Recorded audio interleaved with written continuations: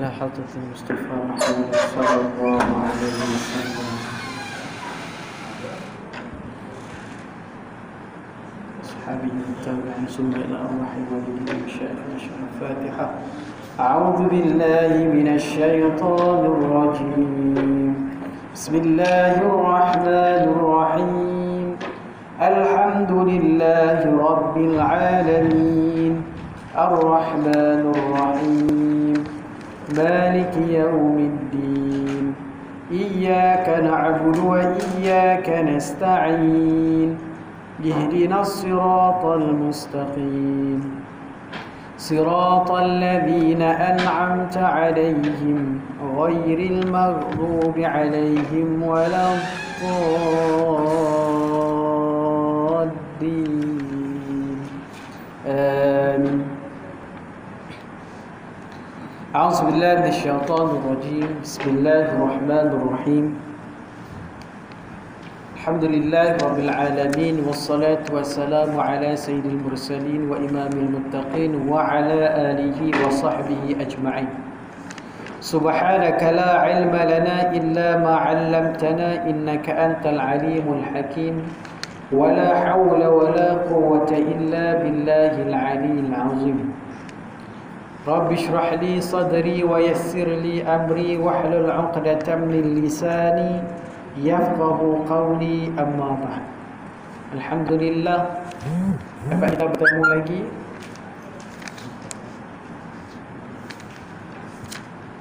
pada minggu inilah dalam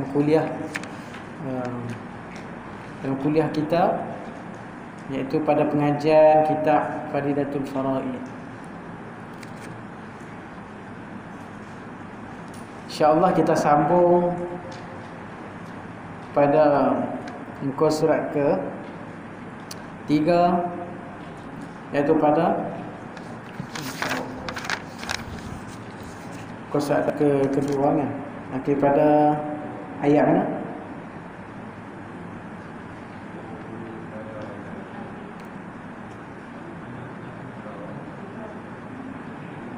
Dan bicara kan? Betul tak? Qala mu'allif rahimahullah ta'ala wa nafa'ana bi'ulumihi wa 'ulumina fid dharain amin. Berkata pengarang, dan bicara ilmu ini, ilmu tauhid ini, pada zat Allah, iaitu pada membicarakan zat Allah, diri Allah Ta'ala, daripada sekira-kira barang yang wajib baginya Allah, iaitu apa yang disebutkan dengan akidah ini, iaitu kita ni membicarakan, membahaskan, iaitu mengenai zat Allah Subhanahu wa Ta'ala. Apa pada diri Allah Subhanahu wa Ta'ala itu daripada barang yang, daripada sekira-kira barang yang wajib baginya Allah. Barang wajib bagi Allah, kewajiban lah. Dan barang yang mustahil atasnya Allah. Mustahil ni benda yang tak ada lah. Contohnya Allah tu tak buta. Tak tu mustahil lah. Allah tu tak buta, Allah tu tak tuli, Allah Ta'ala tak bisu, Allah Ta'ala tak ni, itu tak mustahil ataupun istihalah atasnya Allah. Dan barang yang harus baginya, harus ni boleh ada, boleh tak ada, boleh Allah nak buat ataupun tidak, baginya Allah Ta'ala. Minal jaizat lah, barang yang harus baginya Allah.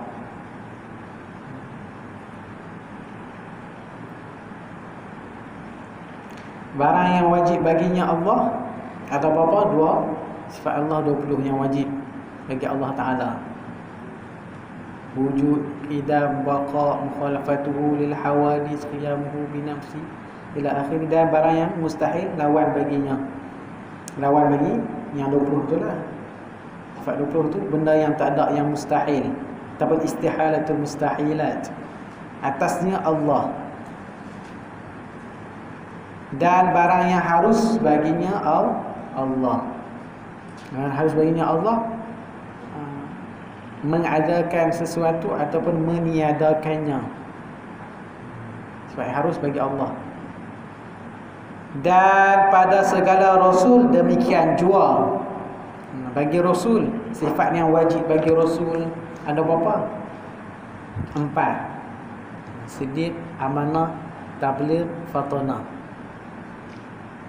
Dan barang yang mustahil ataupun istihalah yang tiada bagi Nabi, lawan bagi 4 sifat itulah yang wajib itu, dan yang harus baginya Rasul.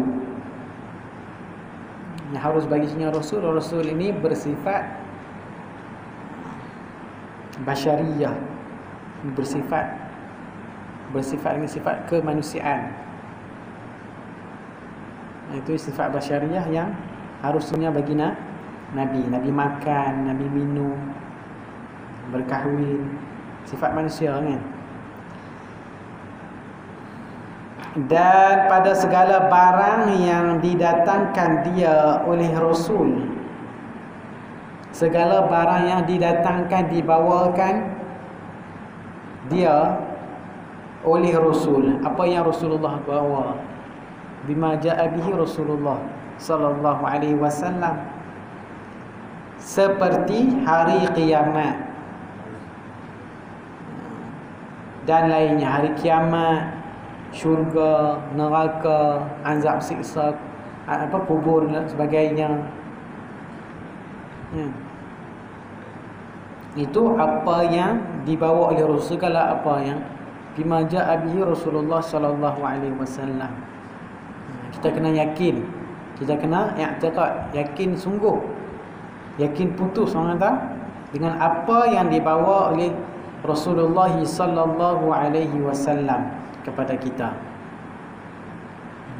Karena apa yang Rasulullah sallallahu alaihi wasallam bawa itu semuanya benar belaka. Wajib kita percaya, wajib kita imani. Karena Rasulullah tu wa ma yantiqu 'anil hawa in huwa illa wahyu yuha. Rasulullah itu tidaklah bercakap mengikut hawa nafsunya. Semuanya itu adalah berdasarkan wahyu yang diturunkan kepadanya. Dan kita kena percaya, kita kena imani segala apa yang dibawa oleh Rasulullah sallallahu alaihi wasallam. Dan faedah ilmu ini, faedah apa manfaatnya, apa kelebihannya? Manfaatlah mempelajari ilmu ini. Ilmu akidah ini, ilmu usuluddin ini adalah dapat kemenangan dan beruntung. Oleh yang mengetahuinya ilmu itu selama-lamanya. Selama-lama ila yaumil qiyamah lah, sampai hari kiamat. Selama-lamanya berfaedah, tidak rugi orang yang mempelajari, malah wajiblah. Dia dapat kemenangan, dapat kelepasan daripada sifat-sifat ni mensyirikkan Allah. Sifat-sifatnya mensyirikkan Allah ni, menduakan Allah, sifat-sifat tu tak ada lah baginya. Dapat kemenangan, kelepasan dan beruntung. Beruntunglah, tak rugi. Orang yang tak belajar ilmu tauhid, orang yang rugi, sebab akidah dia tidak terjaga. Dia macam boleh jadi macam pokok lalang tu. Dia ikut angin.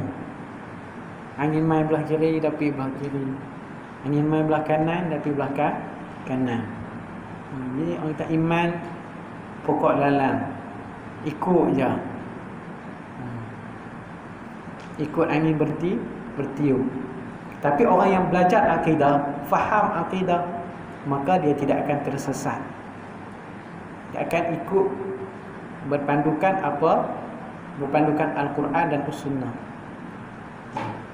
Jadi orang yang beruntung oleh yang mengetahuinya ilmu ini, ilmu usuluddin ini, selama-lamanya, tak rugi sampai bila-bila.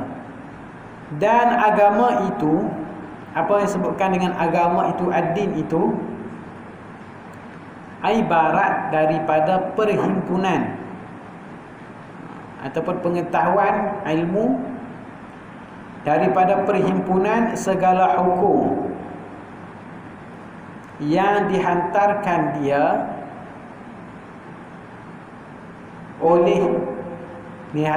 di hukum itu oleh Allah Ta'ala bagi segala hambanya yang mukallaf atas lidahnya, atas lidah Rasulnya, iaitu segala ibarat daripada perhimpunan segala hukum lah.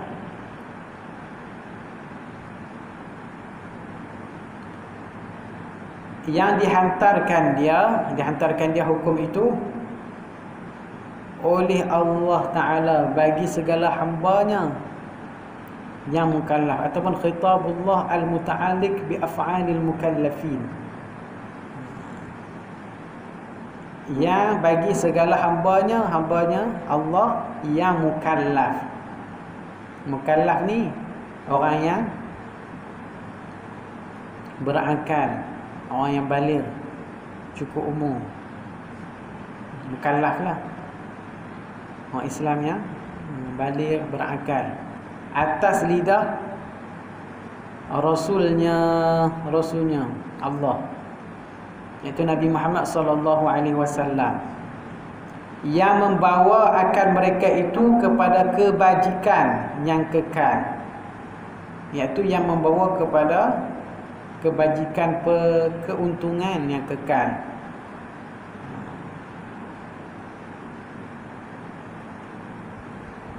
Iaitu contohnya Allah Ta'ala menyuruh kita sembahyang, mewajibkan kita sembahyang. Maka sembahyang itu adalah hukum yang wajib kita laksanakan. Apabila kita sembahyang, kita akan mendapat kebajikan, dapat pahala, mendapat kelebihan. Yang mana kelebihan pahala itu akan dihisab oleh Allah Subhanahu Wa Taala di akhirat nanti. Kita akan gunakannya di akhirat nanti. Contohnya puasa, zakat, haji, sebagainya, menuntut ilmu, segala kewajipan tetapan Allah yang diberikan kepada hambanya yang mukallaf.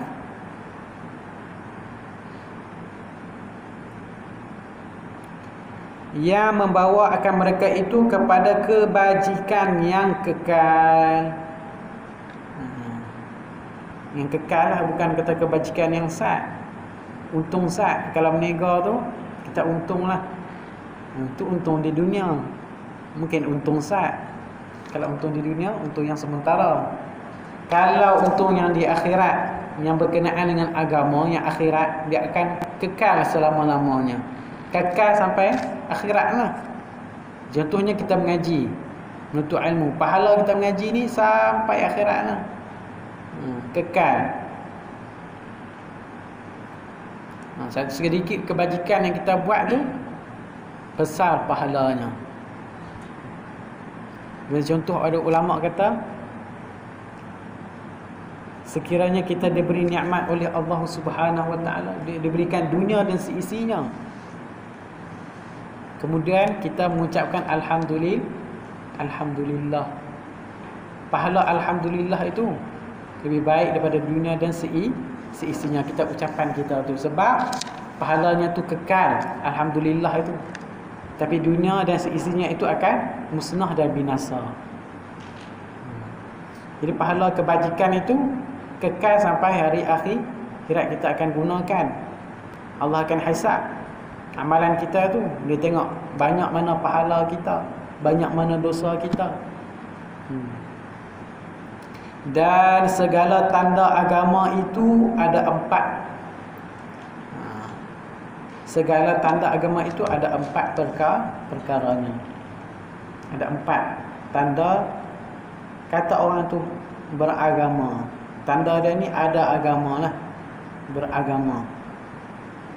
Yang pertama, nak kata dia ni ada agama Islam lah. Yang pertama, sah i'tiqadnya. Apa maksud sah i'tiqadnya? Iaitu jazam. Jazam ni maksudnya putus, yakin sungguh.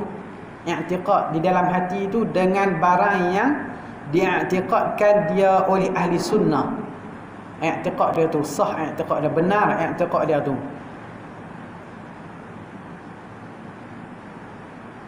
Keyakinan dia tu yang sungguh, yang putuslah dengan barang yang kepada kebajikan, barang yang di'tiqadkan dia oleh ahli sunnah wal jamaah. Sahlah i'tiqad dia, fahaman akidah dia tu. Ahli sunnah wal jamaah ialah al-Asy'ariyah wal Maturidiyah. Kalau dia kata fahaman dia, akidah dia ni tak pakai fahaman tu. Al-Asy'ariyah tak pakai, Al-Maturidiyah tak pakai Al-Quran, As-Sunnah saja. Itu macam mana? Dia kata ikut fahaman dia saja. Ataupun dia kata ikut fahaman, tak tahulah mana-mana je kan, Syiah ke apa ke, Wahabi ke. Itu bukanlah benda yang sah dari segi i'tiqadnya oleh ahli sunnah. Barang yang di'tiqadkan dia oleh ahli sunnah wal jamaah. Syiah ke apa ke, taklah. Ataupun orang yang sesat. Contohnya zaman dulu banyak lah. Zaman sekarang ni moden lah kan. Fahaman akidah zaman moden lain pula. Liberalisme kan. Apa lah, macam-macam lah. Agama itu sama, akidah dia kata. Ataupun nak akidah Syiah ke, tak sah lah tu. Yang selain daripada ahli sunnah wal jamaah. Kedua, benar qasad. Benar qasad tu tujuan hati tu. Tadi sah i'tiqad dia, keyakinan dia tu. Dan yang kedua, benar qasadnya tu, tujuan hatinya itu, iaitu menunaikan ibadah dengan ikhlas.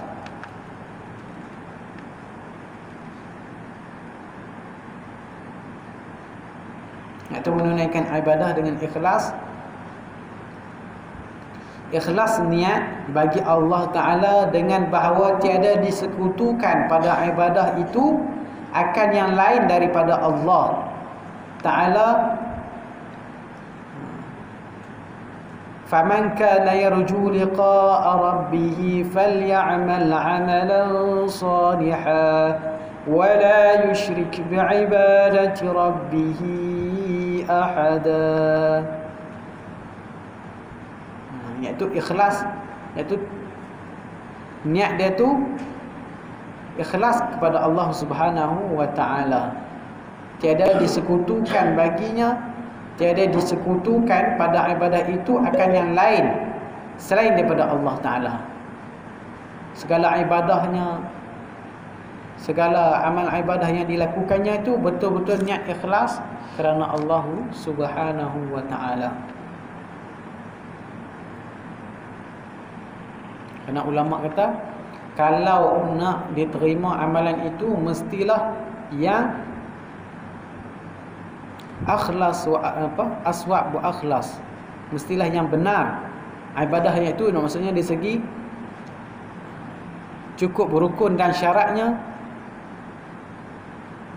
dan yang ikhlas, barulah diterima oleh Allah Subhanahu wa Ta'ala. Akhlas wa aswab, iaitu ikhlas, menunaikan ibadah dengan ikhlas, maksudnya tidak ada niat tujuannya itu selain daripada Allah Subhanahu wa Ta'ala.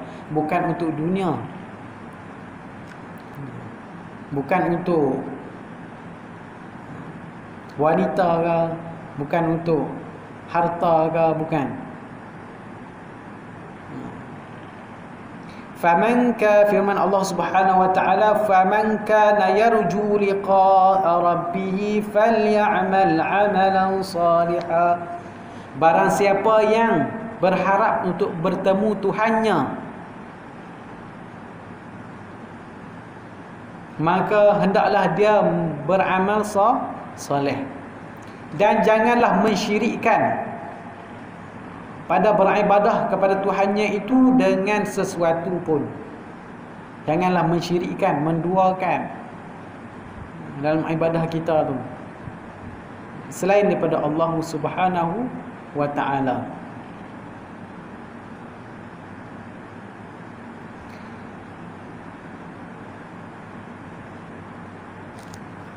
Ketiga, itu kedua. Yang ketiga, menyempurnakan janji, iaitu mengerjakan segala yang disuruh.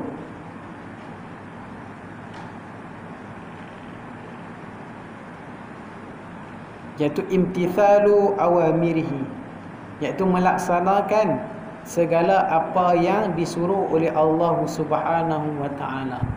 Tanda beragama. Kalau orang tu tak sembahyang, maka tidak ada tanda agama seorang itu. Seorang itu macam tidak beragama, tidak sembah kepada Tuhannya, tidak sembah kepada Allah. Sekiranya dia tidak ada Tuhan, maka iaitu tidak beragama. Walaupun dia kata aku ni Islam, aku ni beragama Islam, dalam IC, dalam kad pengenalan semua yang suat banak tulis Islam, tapi dia tak sembahyang, tak puasa dan lain-lain lah, tak melaksanakan suruhan Allah Subhanahu wa ta'ala, maka orang itu tidaklah dinamakan orang yang beragama.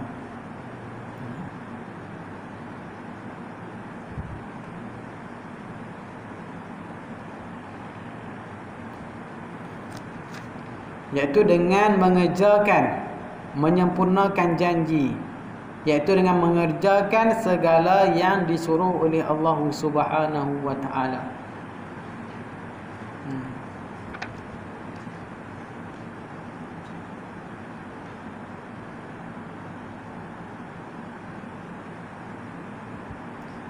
Keempat, ketiadaan melampaui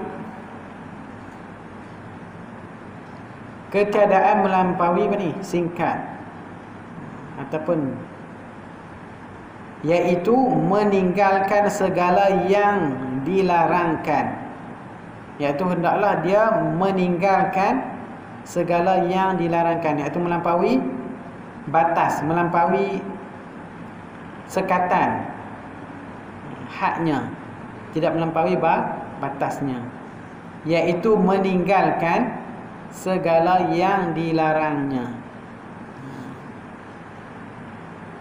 Firman Allah Subhanahu wa ta'ala, kulu washrabu wa la tusrifu innallaha la yuhibbul musrifin. Makan dan minumlah di dunia ni, tapi janganlah kamu melampaui batas. Sesungguhnya Allah Ta'ala itu tidak suka akan orang yang melampaui batas. Jangan melampaui batas. Maksudnya melanggar perintah Allah Subhanahu wa ta'ala. Wajtinabun nawahi, iaitu meninggalkan segala larangannya, menjauhkan segala larangannya, larangan Allah Subhanahu wa ta'ala. Itulah empat tandanya kata seorang itu beragama. Yang pertama, sah i'tiqadnya. Yang kedua, benar qasadnya. Yang ketiga, menyempurnakan janji dengan mengerjakan apa yang disuruh oleh Allah Subhanahu wa ta'ala. Yang keempat, meninggalkan larangannya Allah Subhanahu wa ta'ala. Keempat itu adalah tandanya seorang itu beragama. Kalau tak ada empat-empat ni, tidaklah dinamakan dia itu beragama, mengamalkan agama Islam.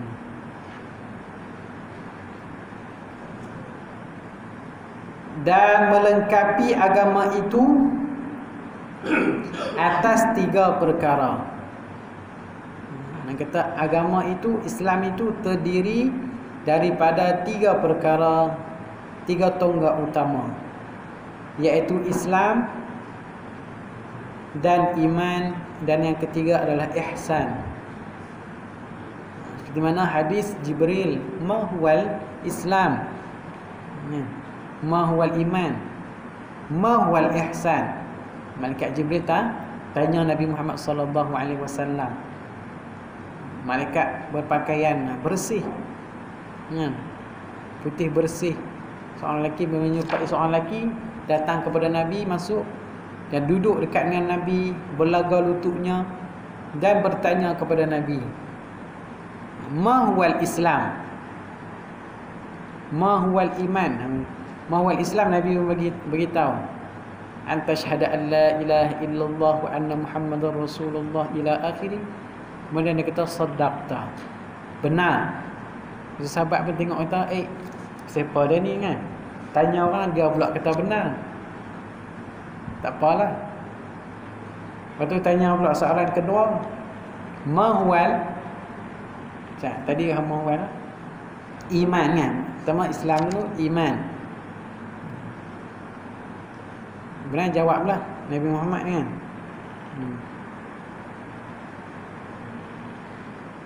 Kemudian ma huwal ihsan, Nabi Muhammad pun jawab sian. Dia kata saddaqta, benar. Selepas tu dia pun baliklah. Sahabat tanya siapa dia ni, dia tanya, lepas tu dia jawab pula benar. Nabi Muhammad kata, itulah Jibril yang datang kepada kamu untuk mengajarkan agama kepada kamu, iaitu melengkapi agama itu daripada 3 perkara, iaitu Islam, iman dan ihsan. Bermula Islam itu, kitab lama ni bermula lah kata, bermubtada kan.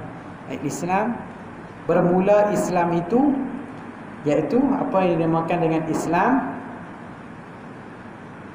mengikut dan menerima, at-taslim wal inqiyad, iaitu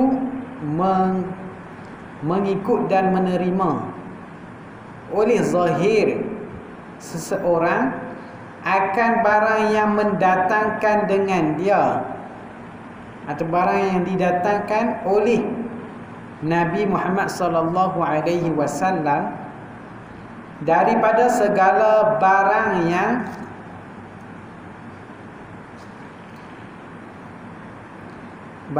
yang diketahuikan daripada agama dengan darurah. Iaitu apa yang darurah itu? Artinya dengan ketiadaan fikir, terima sahaja. Bima ja'a bihi Rasulullah sallallahu alaihi wasallam, segala apa yang dibawa oleh Rasulullah sallallahu alaihi wasallam dengan tanpa darurah, dengan darurah, iaitu dengan tanpa fikir, bi ghairi tafakkurin, dengan tanpa berfikir, terima sungguh. Seperti mana yang Nabi bawa dengan hari kiamat, seksa kubur, syurga neraka. Kita kata kiamat tu macam mana, dia keadaan macam mana, syurga tu macam mana. Ni memang nak cerita macam mana, siksa kubur macam mana, terima sahaja dengan tanpa fikir, dengan darurah.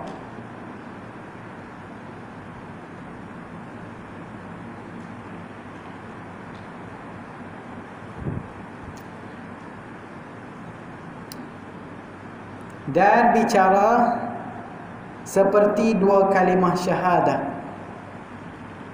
dan sembahyang, anta syahada an la ilaha illallah wa anna muhammadar rasulullah wa iqamis salat wa ita'iz zakah, dan sembahyang dan menunaikan sembahyang iaitu dua kalimah syahadah, mengucap dua kalimah syahadah.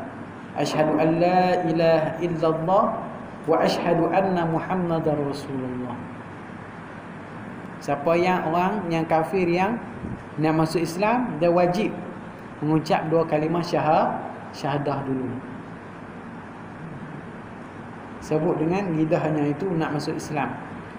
Menjadi syarat, menjadi kewajipan dia untuk mengucap dua kalimah syahadah. Dan sembahyang, menunaikan sembahyang, wa iqamis salat, mendirikan sembahyang. Sembahyang dia kata mendirikan iqamah. Mendirikan sembahyang ni maksudnya bukanlah sembahyang tu saja. Sebelum kita nak sembahyang tu, kita berwuduk, ya. Berwuduk dengan sempurna. Bermula daripada ambil air sembahyang tu dengan elok sempurna. Kemudian kita mendirikan sembahyang berdiri kita tu dengan pakaian kita yang bersih, tempat kita sembahyang semua tu sempurnanya, sampailah akhir sekali. Bermula dengan takbiratul ihram dan diakhiri dengan ucapan salam. Itu namakan mendirikan sembahyang. Karena banyak orang yang sembahyang, dia sembahyang itu tidak dapat mencegah dirinya daripada fahsya'i wal munkar. Inna salata tanha 'anil fahsya'i wal munkar. Sesungguhnya salat itu mencegah seorang itu daripada membuat perkara yang keji dan munkar. Tapi dia sembahyang itu tidak dapat mencegah dirinya daripada melakukan perkara yang keji dan munkar, sebab dia hanya solat saja, dia tidak mendirikan solat, menjaga solatnya, menjaga waktu solatnya tu. Solat pada awal waktunya, solat berjemaah, ya. Pada awal sembahyang sampai akhirnya, kalau dia jaga maka dengan sempurna, maka solat itu dapat mencegahnya daripada perkara yang fahsya wal munkar, keji dan munkar. Dan dikehendaki dengan mengikut dan menerima itu mengaku lidah, iaitu mengaku dengan lidah kita, ucapan kita, iqraru bil lisan. Kena sebut, kena mengucap, mengakulah asyhadu an la ilaha illallah wa asyhadu anna Muhammadar Rasulullah. Aku bersaksi bahawa tiada Tuhan yang layak disembah melainkan Allah, dan aku bersaksi bahawa Nabi Muhammad itu pesuruh Allah. Kena ucap macam tu. Kalau dia kata aku Islam lah, ya, aku masuk Islam, mengaku macam tu tak boleh. Kena sebut betul, mengucap betul dua kalimah syahadah dengan barang yang tersebut itu. Barang yang sebut itu daripada dua kalimah syahadah itu. Bukan saja sebut, dia kena at-tasdiqu fil qalbi, membenarkan di dalam hatinya dengan apa yang diucapkannya itu. Yang kata asyhadu an la ilaha illallah, nak kata la ilaha illallah tu ada 50 akidah di dalamnya. Di dalamnya itu terkandung 50 akidah. Kata la ilaha illallah, la ma'budu bihaqqin illallah. Tiada Tuhan yang layak disembah, yang sebenar-benarnya melainkan Allah. La ma'budu bihaqqin illallah.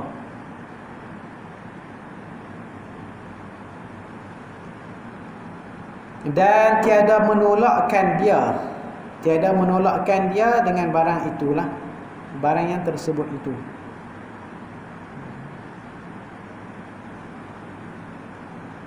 Tiada menafikan dia, tiada menolakkan dia. Kena terima di dalam hatinya. Ada kata juga terima, dia sebut di lidah tapi hatinya tidak menerima, dia tolak. Itu pun tidak dikira lah, tidak diterima. Dan jika tiada diamalkan dia sekalipun, seperti meninggal ia akan sembahyang, dan umpamanya selama-lamanya.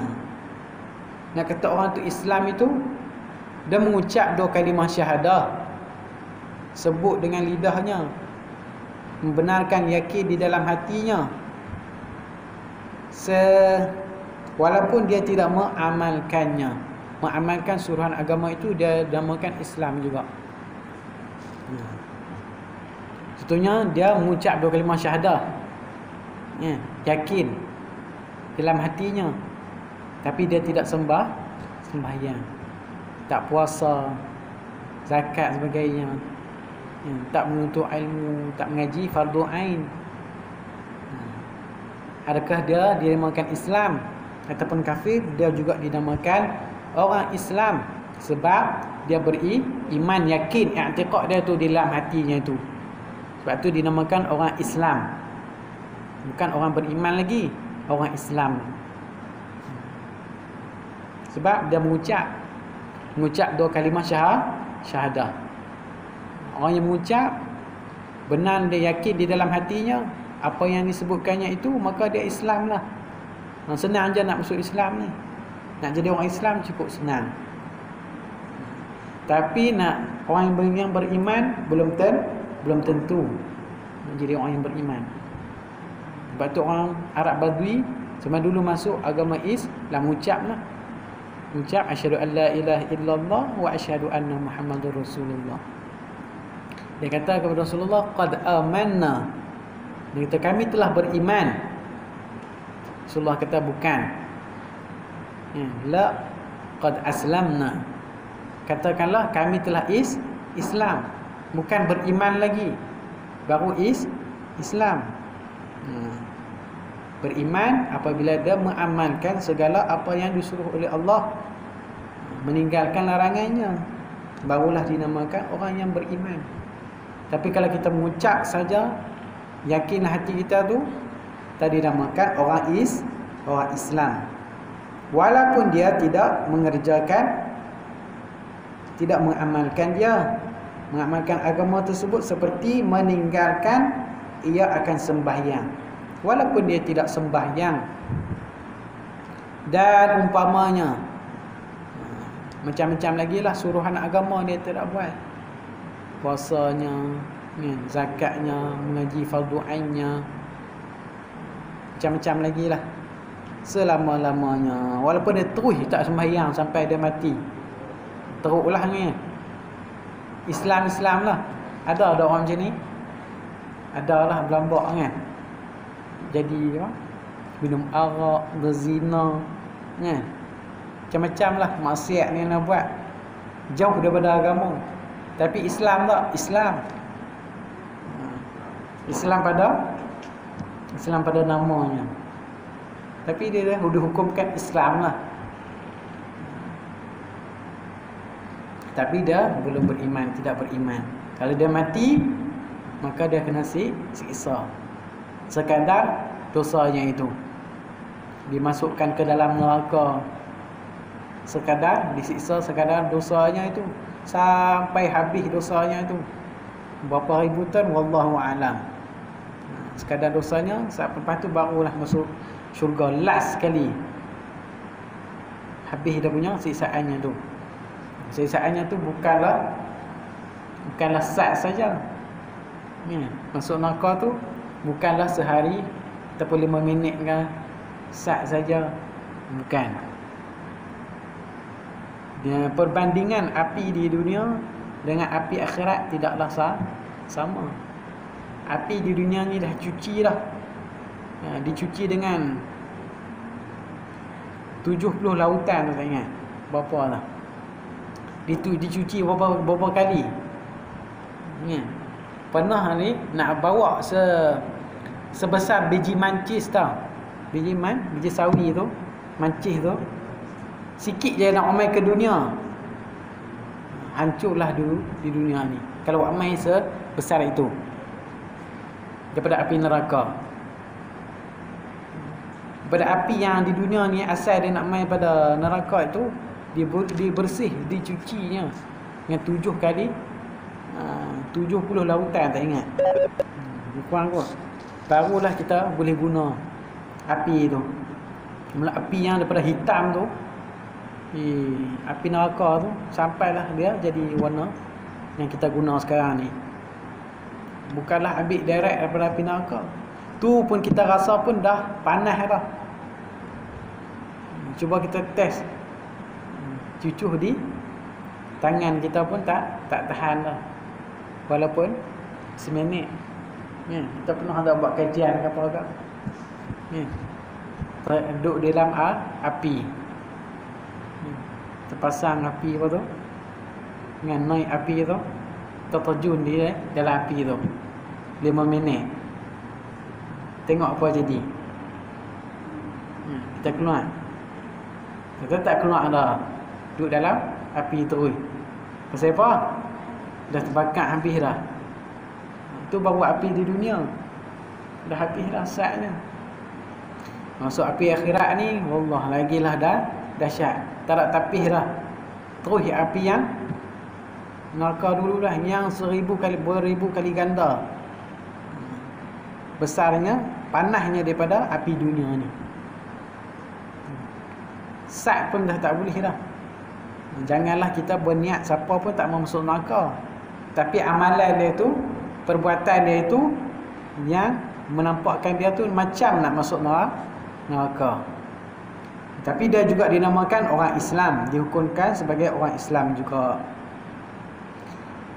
Walaupun dia tidak mengerjakan sembahyang umpamanya, dan umpamanya sembahyang selama-lamanya sampai mati tak sembahyang, wal'ayazubillah lah. Kita minta lindung kita dan keturunan kita daripada orang yang tidak sembahyang. Allahumma ja'alna muqimas salat wa min dzurriyyatina rabbana wa taqabbal du'a. Allah jadikanlah aku dan daripada keturunan aku tu orang yang mengerjakan sembahyang. Ya Allah, terimakanlah doa aku. Kita dok berdoa kan. Daripada keturunan kita, anak cucu kita, orang yang mengerjakan sembahyang. Kalau kita tak suruh anak kita, nanti depa boleh di akhirat nanti depa boleh dakwa kita. Kita sebagai ayah ke mak ke tak suruh anak sembahyang, mereka boleh dakwa. Mak ayah pun tak suruh pun sembahyang. Kan? Kawan kita ke, kita tak pernah tegur, kata kawanku ni tak pernah tegur aku sembahyang, tak pernah ajak pun langsung, tarik dah, ambil pahala kebajikan kat dia. Boleh macam-macam di akhirat nanti. Jadi kita minta kita dan keturunan kita daripada orang yang mengerjakan sembahyang. Jangan tinggal sembahyang. Dan segala rukun Islam itu 5 perkara. Ni nak kata Islam orang itu adalah 5 perkara. Apa dia melakukan 5 perkara ni, Islam lah dia. Bukanlah nak kata Islam ni hanya buat 5 perkara ni je. Kan? Islam, dalam Islam tu banyak lagi. Menuntut ilmu, kan? Buat apa? Benda-benda lain lagi, macam-macam. Di dalam Islam ni pentadbiran sebagainya, politik sebagainya, kan? Macam mana perniagaan dan sebagainya. Luas lagi dalam Islam itu, bukan buat 5 perkara ni saja. Ini adalah rukunnya. 5 perkara iaitu rukun Islam. 5 perkara.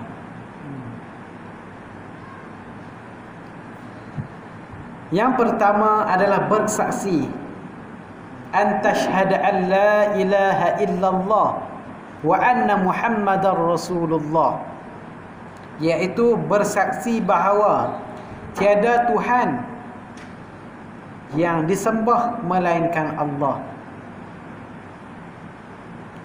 dan bersaksi bahawa Nabi Muhammad itu pesuruh Allah. Mengucap 2 kalimah syahadah ni senang saja.